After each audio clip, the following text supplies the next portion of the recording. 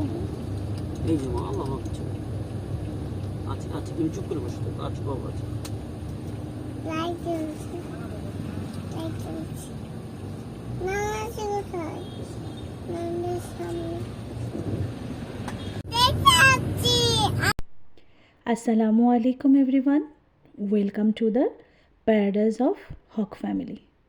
কেমন আছেন সবাই? আশা করি সবাই ভালো আছেন। আলহামদুলিল্লাহ, আমরাও ভালো আছি। আপনাদেরকে আমন্ত্রণ জানাচ্ছি আমাদের নতুন চ্যানেলের প্রথম ব্লগে। ব্লগিং করার পরিকল্পনা নিয়ে আসলে এই ভিডিও ক্লিপসগুলো নেওয়া ছিল না, একান্তই নিজেদের স্মৃতির ঝুড়িতে রেখে দেওয়া কিছু ভিডিও ক্লিপস এগুলো। প্রবাস জীবনের নিজেদের অভিজ্ঞতাগুলো নিজের মানুষদের সাথে শেয়ার করার জন্যই এই ব্লগের আইডিয়াটা মাথায় এলো। নিজেদের খুব কাছের প্রিয় মানুষগুলোকে যেদিন ছেড়ে চলে আসলাম হাজার হাজার মাইল দূরে, সেদিন থেকেই অনুভব করতে শুরু করলাম সে কাছের মানুষগুলোকে কাছে না পাওয়ার দুঃখগুলো, কাছের মানুষগুলোর সাথে মন খুলে কথা বলতে না পারার কষ্টগুলো। দূরত্বের পার্থক্যের সাথে আছে সময়ের পার্থক্য, তার সাথে তো প্রবাস জীবনের ব্যস্ততা বোনাস হিসেবে আছি। এই ব্লগিংয়ের মাধ্যমে হয়তোবা প্রিয় মানুষগুলোর সাথে কিছুটা হলেও কানেক্টেড থাকা যাবে। 7 সেপ্টেম্বর 2025 দিবাগত রাত 1:30টায় বাসা থেকে বের হয়ে 12টি লাগেজে করে হক ফ্যামিলির ছোট সংসারটাকে গুছিয়ে দুটো মাইক্রোতে করে এই যে দেখুন পৌঁছে গেলাম শাহজালাল আন্তর্জাতিক বিমানবন্দরে। রাত তখন 2:30টা। পরিবারের প্রিয় মানুষগুলোকে ছেড়ে যাওয়ার সেই মুহূর্তটা অবশেষে চলেই এলো। পরিবারের মানুষগুলোর সাথে শেষ সেলফি আর ইমিগ্রেশনের এই পথটা পাড়ি দেওয়ার অনুভূতি ভাষায় প্রকাশ করা সম্ভব না। ইমিগ্রেশনের সব ফর্মালিটিস কমপ্লিট করে অপেক্ষা করছিলাম সিটি ব্যাংকের লাউঞ্জে। আমার ছোট ভাই বাংলাদেশ বিমানের ইঞ্জিনিয়ার এবং ছোট মামা ট্রাফিকের ঊর্ধ্বতন কর্মকর্তা হওয়ায় বেশ খানিকটা সুযোগ সুবিধা ভোগ করেছিলাম সেদিন। ছোট মামা আমাদেরকে সরাসরি পাইলট এবং বিমান ক্রুদের যে এন্ট্রান্স গেট সেটা দিয়ে কোনো কিউ ছাড়াই ভেতরে নিয়ে এসেছিলেন এবং লাগেজ চেকিংয়েও টার্কিশ এয়ারলাইন্সের কিউতেও আমাদের দাঁড়াতে হয়নি। বেশ সুন্দরভাবে সেই কাজটা সম্পন্ন হয়ে গিয়েছিল। সিটি ব্যাংকের লাউঞ্জ থেকে বের হয়ে বোর্ডিং ক্রস করে চলে আসলাম প্লেনের ভেতরে। প্রিমিয়াম ইকোনমির ফার্স্ট রোয়ে 4টা সিটই মামা বুক করে দিয়েছিলেন আমাদের জন্য। মামাকে এই ভিডিওর মাধ্যমে আবারও ধন্যবাদ জানাচ্ছি। এই পর্যন্ত তো সব ঠিকঠাকই ছিল, বিপত্তি হলো এরপরে। ভোর 6:45 যে ফ্লাইটটি ছেড়ে যাওয়ার কথা সেই ফ্লাইটটি ছাড়লো সকাল 9:38। এই সময়টা অপেক্ষা করা কিছুটা কষ্টকর ছিল বইকি। অবশেষে সকল অপেক্ষার অবসান ঘটিয়ে টেক অফ করলো ফ্লাইট। ছেড়ে যাচ্ছি মাতৃভূমি বাংলাদেশকে। কবে আবার দু চোখ ভরে এই দৃশ্যটি দেখব জানি না। ছেড়ে যাচ্ছি প্রিয় মানুষগুলোকেও, আবার কবে তাদের বুকে জড়িয়ে ধরতে পারবো জানি না। বিদায় প্রিয় মাতৃভূমি বাংলাদেশ। খুব দ্রুত আবার ফিরতে চাই তোমার বুকে। কথায় কথায় এখনও আপনাদের বলাই হয়ে ওঠেনি আমরা কোথায় যাচ্ছি। আমাদের গন্তব্য ছিল ফিনল্যান্ডের হেলসিঙ্কি। টার্কিশ এয়ারলাইন্সে ঢাকা টু হেলসিঙ্কির ফ্লাইটটি বুক করেছিলাম আমরা। ফ্লাইটটি নির্ধারিত টাইম থেকে 2 ঘন্টা দেরিতে ছাড়াই টেক অফের পরপরই ব্রেকফাস্ট সার্ভ করে দেওয়া হলো। ব্রেকফাস্টে ছিল লাজানিয়া আর ডেজার্টে ছিল কেক। মোটামুটি ভালোই ছিল খাবারটা। ভিডিওতে এখন যাকে দেখতে পাচ্ছেন তিনি আমাদের হক পরিবারের ছোট রাজকন্যা রিদওয়ানা হক। ভিডিওর একদম প্রথমেই ওনার ভয়েসটাই শুনছিলেন আপনারা।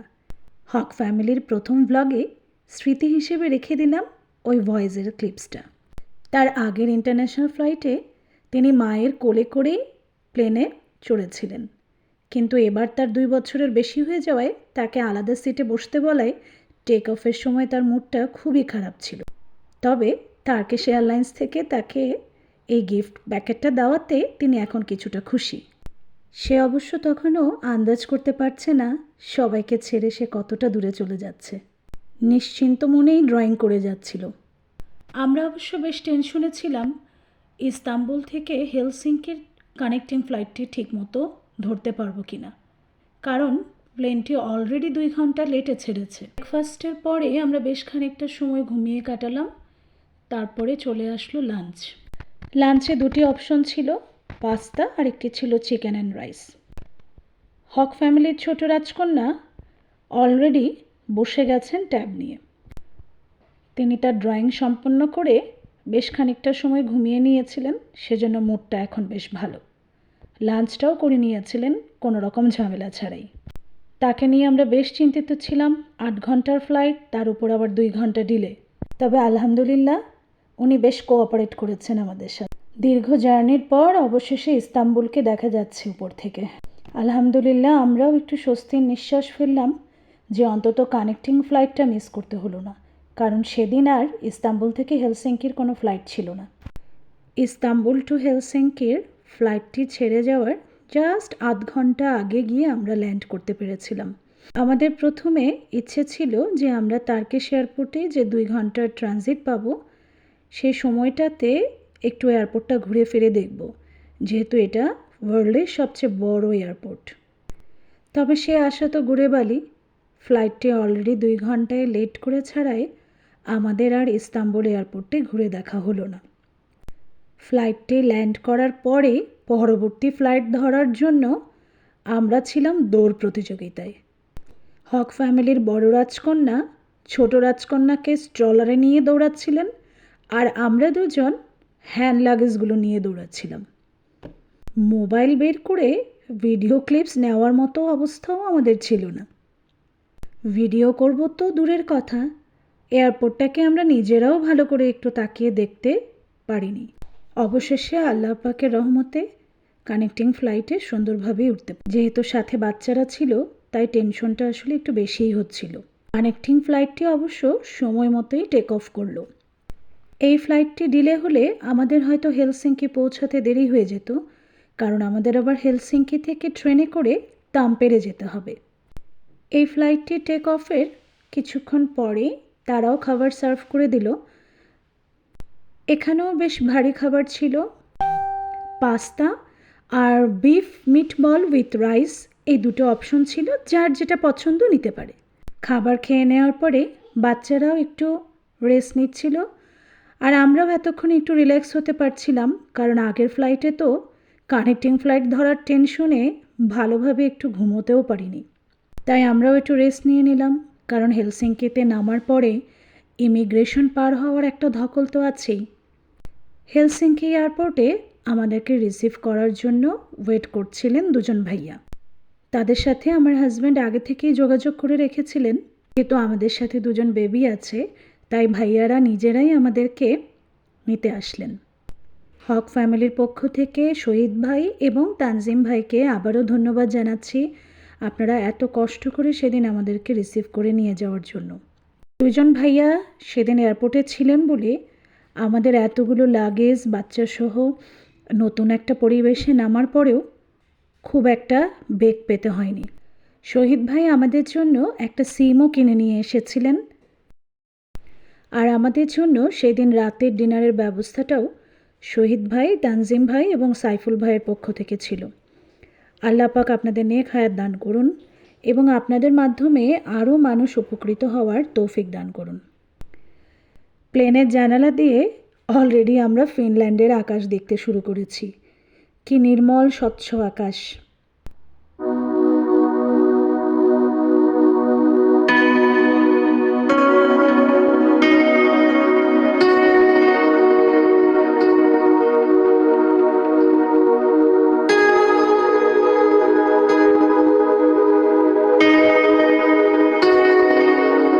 ছোট রাজকন্যা কিন্তু এই ফ্লাইটে আর ঘুমোচ্ছেন না, তিনি তার পছন্দের কার্টুনগুলো একের পর এক দেখেই যাচ্ছেন।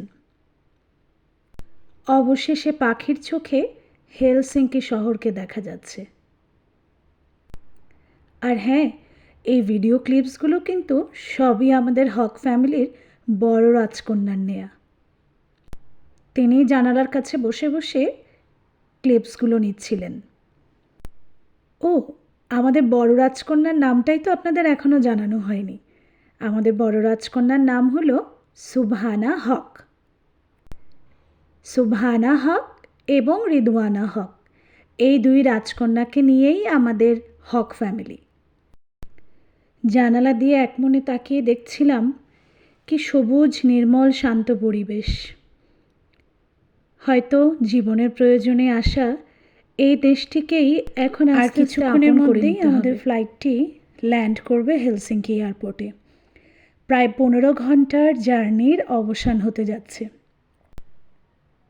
প্রিয় মানুষদের ছেড়ে আসার দুঃখ তো ছিলই, তার সাথে নতুন কিছুকে গ্রহণ করে নেওয়ার আনন্দটাও কম ছিল না। নতুন দেশ, নতুন মানুষ, নতুন পরিবেশ, সব কিছু নিয়ে বেশ খানিকটা এক্সাইটেডও ছিলাম আমরা। অবশেষে ফিনল্যান্ডের সময় সন্ধ্যা 6:45-এ আমাদের ফ্লাইটটি ল্যান্ড করে। বাংলাদেশে তখন প্রায় 9:45। ইস্তাম্বুল এয়ারপোর্টে নেমে আমাদের ফ্যামিলির মানুষদের ফোন করার কথা ছিল, কিন্তু সেই সুযোগটা তো আমরা পাইনি। কানেক্টিং ফ্লাইট ধরতে দৌড় প্রতিযোগিতায় নেমে পড়েছিলাম। তাই দেশেও আমাদের জন্য সবাই টেনশনে ছিল যে আমরা কিভাবে যাচ্ছি, কি করছি। তবে আমার ছোট ভাই ফ্লাইট টিকেট ট্র্যাকিংয়ের মাধ্যমে দেখতে পাচ্ছিল যে আমরা কখন কোথায় আছি। হেলসিঙ্কি এয়ারপোর্টে নেমে আমাদেরকে ইমিগ্রেশনের বেশ লম্বা একটা কিউতে দাঁড়াতে হয়েছিল। ওখানেই প্রায় 2.5 ঘন্টা সময় লেগে গিয়েছিল। তবে আমাদের ইমিগ্রেশন প্রসেসটা কমপ্লিট করতে 2 থেকে 3 মিনিটের বেশি লাগেনি। কিউটাই একটু লম্বা ছিল। ম্যাক্সিমাম মানুষ এই ইমিগ্রেশন প্রসেসটা নিয়ে খুব ভয়ে থাকেন, তবে আমাদের এক্সপিরিয়েন্স হচ্ছে এখানে সব অথেন্টিক ডকুমেন্টসগুলো থাকলে কোনো ঝামেলাই হয় না। আমাদের ইমিগ্রেশনে একজন লেডি অফিসার ছিলেন। উনি জাস্ট আমাদের 4 জনের পাসপোর্ট, আরপি কার্ড এগুলো সব চেক করে খুব দ্রুতই আমাদের ছেড়ে দিয়েছিলেন। ইমিগ্রেশন ক্রস করে সামনে আসার পরে ঘটলো আসল বিপত্তিটা। লাগেজ কালেক্টের জন্য আমরা চলে গিয়েছিলাম বেল্টে।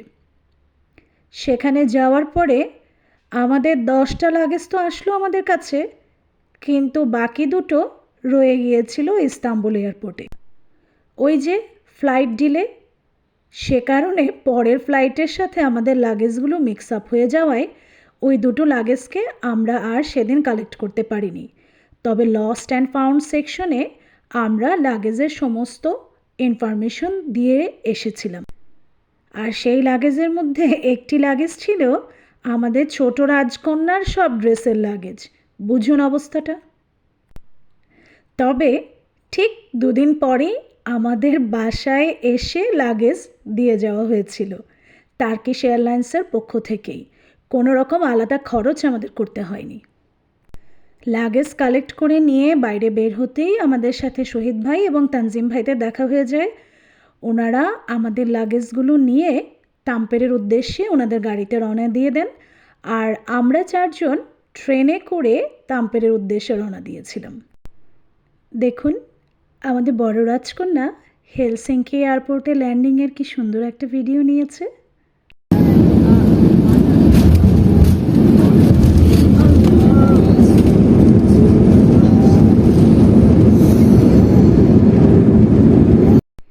তবে আমার এই সময়টায় বেশ ভয় লাগে, তাই আমি দোয়া পড়তেই ব্যস্ত ছিলাম। ফ্লাইট থেকে নামার পরে তেমন আর কোনো ভিডিও ক্লিপস আসলে নেই। ইমিগ্রেশন ক্রস করে লাগেজ কালেক্ট করে 2 বাচ্চা নিয়ে দৌড়াদৌড়িতেই ব্যস্ত ছিল। হেলসিঙ্কি এয়ারপোর্টে 2 বোনের একটা ছবি শুধু আছে। এয়ারপোর্ট থেকে বের হয়ে হেলসিঙ্কি টু তাম্পেরে ট্রেনে উঠে গেলাম। এটা ছিল সেখানকারই ক্লিপস। এরপরে তাম্পেরেতে পৌঁছানোর পর উবার নিয়ে রওনা দিয়ে দিলাম আমাদের এয়ারবিএনবিতে। বাংলাদেশ থেকেই আমরা আমাদের অ্যাপার্টমেন্ট বুক করে এসেছিলাম, তবে সেদিন ফ্লাইট ডিলের কারণে বেশ রাত হয়ে যাওয়ায় বাচ্চাদের নিয়ে সরাসরি অ্যাপার্টমেন্টে ওঠার ডিসিশনটা আমরা একটু চেঞ্জ করে ফেলি হেলসিঙ্কি এয়ারপোর্টে বসেই। সেখান থেকে আমরা একটা এয়ারবিএনবি বুক করে নিয়েছিলাম আজকের রাতের জন্য। 1 রাতের জন্য এয়ারবিএনবির ভাড়া ছিল 85 ইউরো। এখান থেকে শুরু হলো এক নতুন অভিজ্ঞতা। 35 ডিগ্রি সেলসিয়াস থেকে হঠাৎ করে এসে পড়লাম 10 ডিগ্রি সেলসিয়াস টেম্পারেচারের ওয়েদারে। এই ছিল আমাদের 1 রাতের বাড়ি। বেশ নিট অ্যান্ড ক্লিন, সুন্দর করে গুছানো ছোট্ট একটা অ্যাপার্টমেন্ট। রাত তখন প্রায় 1টা ছুঁই ছুঁই। এয়ারবিএনবিটিতে ছিল বেশ বড়সড় একটা বেডরুম, ডাইনিং সহ একটা কিচেন আর বেশ নিট অ্যান্ড ক্লিন একটা ওয়াশরুম। দেখুন আমাদের ছোট রাজকন্যা অলরেডি ঘুমে কাবু। তাকে অবশ্য উঠিয়ে তারপরে ফ্রেশ করে রাতের খাবারটা খাইয়ে দিয়েছিলাম। তারপরে আমরাও ফ্রেশ হয়ে ডিনারটা সেরে নিয়েছিলাম। বাংলাদেশে ছেড়ে আসা আমাদের হক ফ্যামিলির ছোট্ট নীরটাকে মিস করছিলাম প্রতিটা মুহূর্তে। রাতে ঘুমোতে যাবার সময় সেটা যেন আরও বেশি মনে হচ্ছিল। একদিন হয়তো সময় করে আমাদের সেই ফেলে আসা ছোট্ট নীরটাও আপনাদেরকে দেখিয়ে দেব। জীবনের প্রয়োজনে পরিযায়ী পাখির মতো উড়ে আসতে হয়েছে এই নতুন দেশে। দোয়া করবেন আমরা যেন এই দেশে নিজেদের মানিয়ে গুছিয়ে নিতে পারি। ছেড়ে এসেছি অনেক কিছু, হয়তো আল্লাহ পাকের পরিকল্পনাই ছিল সেটি, তাই মেনে নিয়েছি। মহান আল্লাহ তাআলা যেন আমাদের জন্য সব কিছু সহজ করে দেন, এই দোয়াই আপনাদের কাছ থেকে কামনা করছি। সবাই ভালো থাকবেন, সুস্থ থাকবেন। পরবর্তী হয়তো আরেকটা ব্লগে দেখা হলেও হয়ে যেতে পারে। ধন্যবাদ সবাইকে।